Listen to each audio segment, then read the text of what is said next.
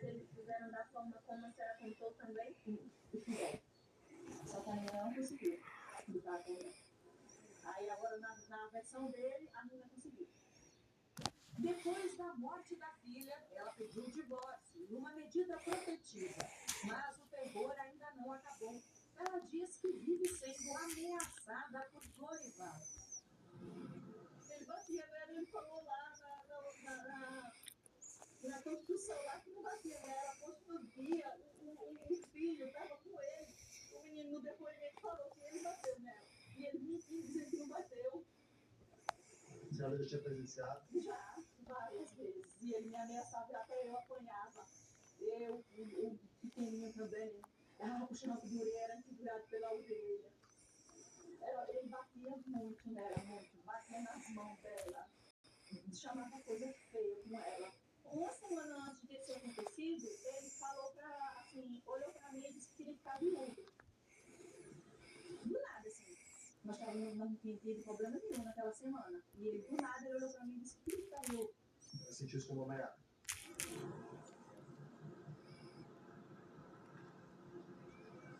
Após toda a reconstituição, a Polícia Civil entendeu que a menina tirou a própria vida, mas que foi induzida ao suicídio pelo pai.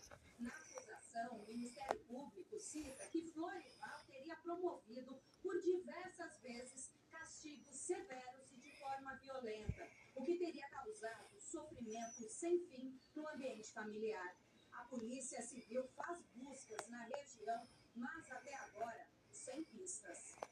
Tiraram a minha vida também, junto dela. Enterraram a minha vida junto com ela. Mas agora esse sujeito foi preso, tá? Estava confirmando a informação. Ele acabou de ser detido, segundo a Polícia Civil do Estado de Alagoas, que vai continuar trabalhando em cima desse caso. Lembra que eu falei aqui, gente? Não sei se vocês se lembram desse dia, contei, gente, se essa menina cometeu algo pior, que ela foi induzida a... Porque ninguém conseguia acreditar que uma menina tão feliz pudesse fazer algo tão cruel. E foi exatamente isso que a polícia terminou descobrindo nessa história. Gente, coloca pra mim a gentileza desse momento, tem imagens aí. O homem apontado no ele é o sujeito apontado por ser um pedófilo saindo agora da delegacia. Quer ao menos ter comprado as fotos de Jeff?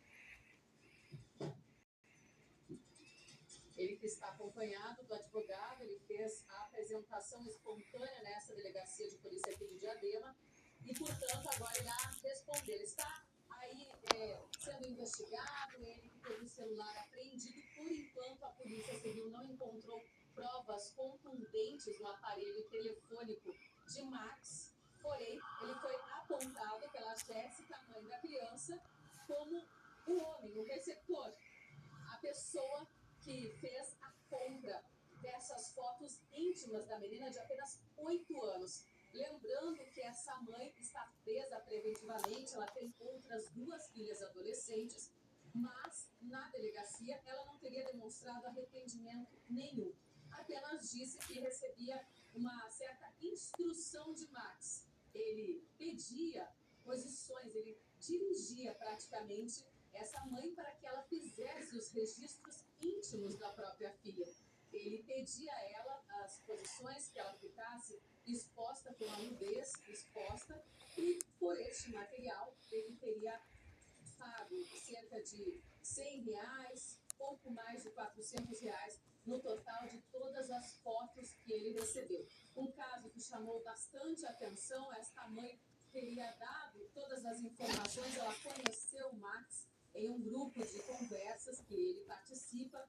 Ela disse que estava ali naquele grupo, uma vez que oferecia os serviços, seria um grupo de empregos, e eles começaram a ter uma conversa. Está acompanhando de perto aí, ela está sem retorno nesse momento, tivemos um problema de comunicação.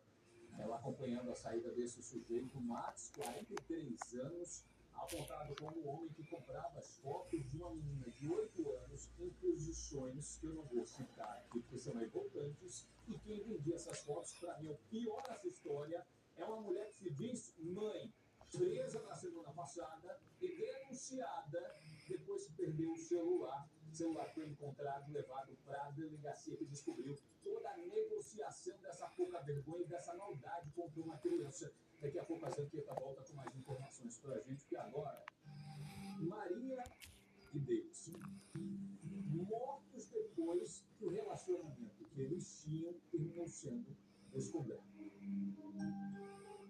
Eles foram... Gente, a Maria era casada com um homem considerado perigoso, tá? Membro de uma facção criminosa. E Marcos Leandro, esse era amigo dele, possivelmente envolvido com crime.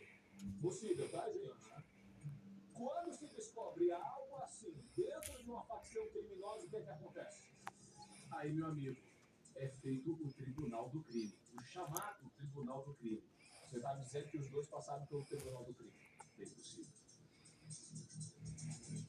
E eles dois, gente, o sujeito, o marido oficial da Maria, era conhecido como cara cínica. Ele já desconfiava, esse é o momento da prisão dele e de um compasso, é isso? É ele que está aí sendo preso, ô Carlos? É isso? É ele que está sendo preso nesse momento. Essa imagem eu não tinha visto ainda. Momento em que ele é detido pela polícia, ele contou aos policiais que desconfiava que estava sendo traído. Confirmou a suspeita e planejou um duplo assassinato. Solta aí. Olhando essas fotos, que são registros da polícia, dos dois sendo presos, você pode até imaginar que vamos contar qual crime que eles teriam cometido juntos. Mas, na verdade, os dois foram vítimas de um crime passional que terminou em um duplo homicídio. As fotos são antigas e a história mais recente começa assim. Maria Gleiciane era mulher de um criminoso faccionado, conhecido como Caracine, membro importante de uma facção criminosa. Já o Davidson se fazia de amigo de Caracine, porque, na verdade, ele vivia às escondidas do romance perigoso com Maria, mulher do Caracine. Os dois brincaram com fogo. Os vizinhos do casal contaram para a polícia que no dia do crime, pela manhã, ouviram gritos e discussões entre Caracínica e a esposa. O bate-boca entre o casal durou poucos minutos. Logo, Maria saiu de casa. A intenção dela foi de encontrar com o amante, o Davidson. Só que ela não percebeu que estava sendo seguida pelo Caracínica, o marido que era traído. Quando o Caracínica flagrou a esposa, o traindo com o amigo, ele sequestrou os dois e acionou outros mordaças de facção.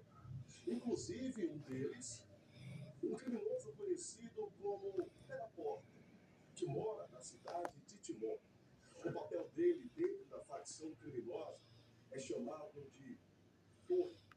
Ele é a pessoa dita como uma espécie de disciplina para quem desobedece às regras da Irmandade. Ele confessou para a polícia que Maria e Davidson foram levados para uma região